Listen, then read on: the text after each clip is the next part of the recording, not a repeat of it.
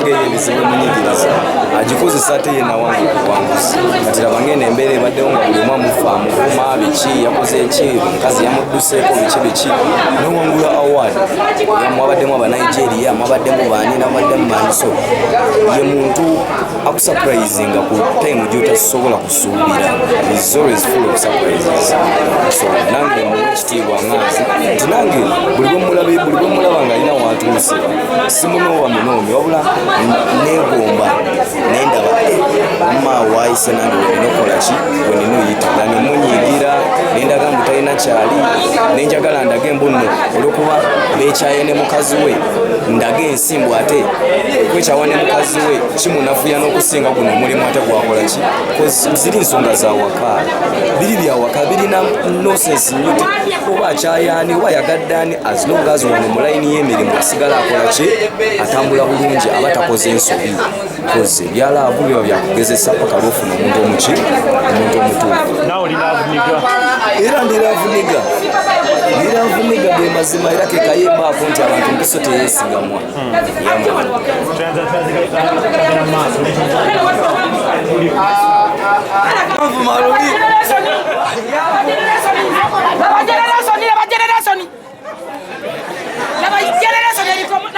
akabonero ki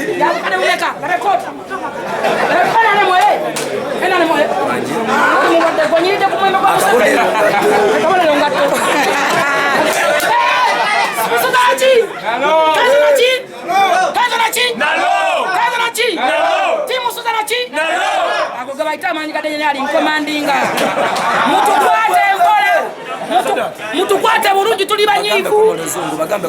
oluzungu ndi muna Uganda njogerako mannyoko kali ennyoko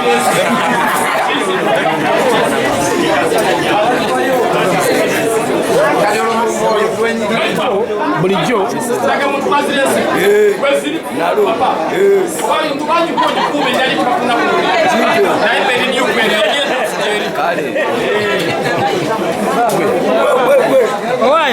soko tubulye akabonero ngatto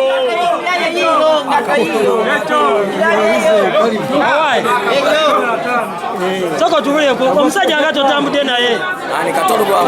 fresh daddy nga totambudde naye bulijjo wadde ozunga naye atute fresh kid ku ssomero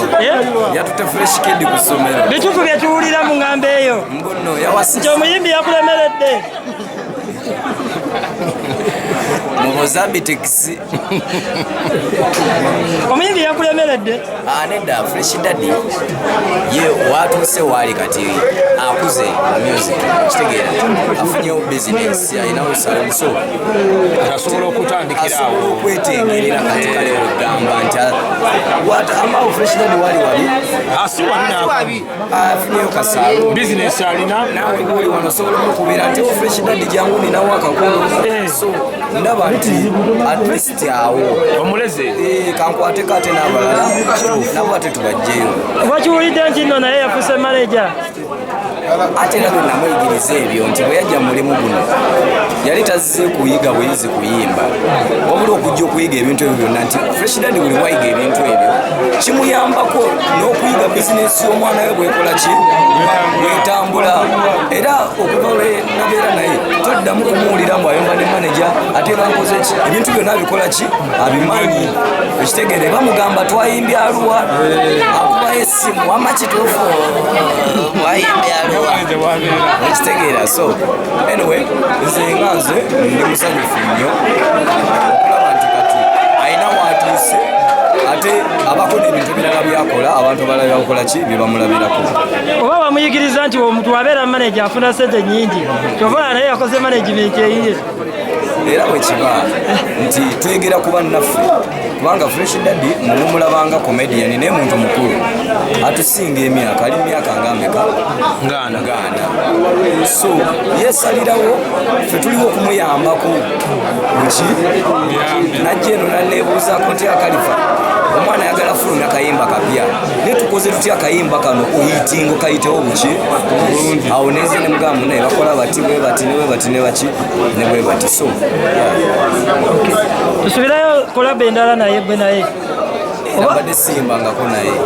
ati wamubakinganga andi kati ekyo kikola nga producer nti bwemba ekyo kimubiranga backup ebanayo part of production nti noluyimba nga luwulikikira ddala buki bulungi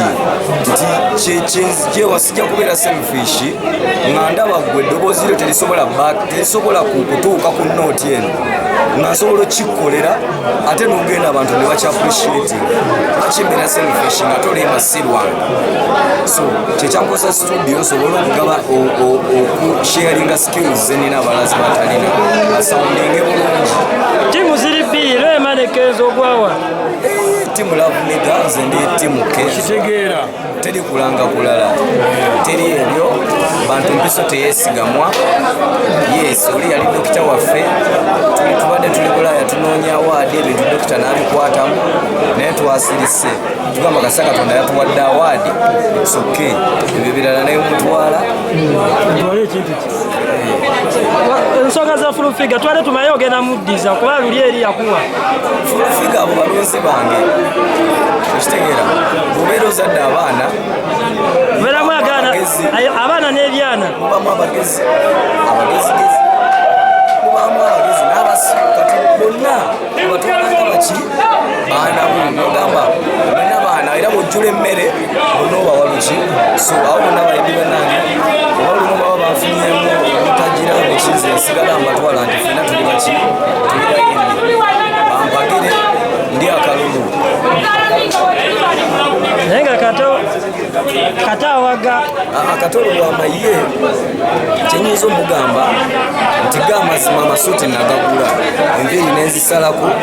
ndi redde nnyo era nga nina okwesunga kwamaanyi nnyo okutuula mu ntebe eyo mwakola ki mwatudde ngyegumba nnyo nsula ngiroota ngikolerera ngisomerera era ngenda kukola ekyamaanyi ng'entebe eyo aganyabo ngituddemu 21 kubanga abavubuka tetulina mirimu kangende nze okubalaga nti tetulina mirimu kangende nfuna ogwo gwennyini ogwakatolu bwama emmotoka yo gimulekedde kanfuna ogwo gwennyini okubategeeza nti abavubuka tetulina mirimu kanzije ntwala ogwo gwennyini omulimu gwe then n'abalala bajja tegeera nti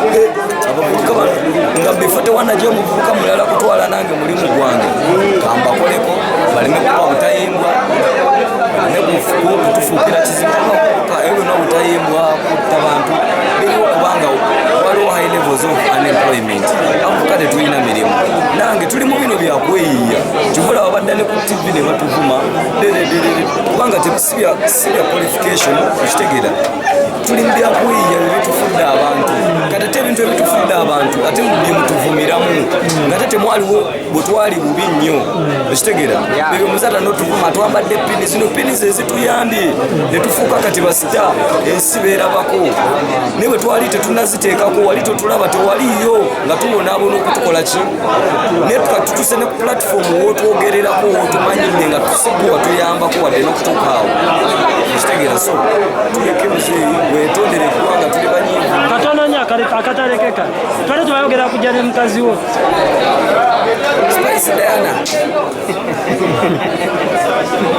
Spice Diana agenda mu concert kakati abadde ali mu kwetegeka biki ebyo biki naye nga nze wendi ne manager waali yo kisi wagiraba okyali awo kisi eyo togyogerako kubanga ekubye empiye kisi eyo leeta kamunguluze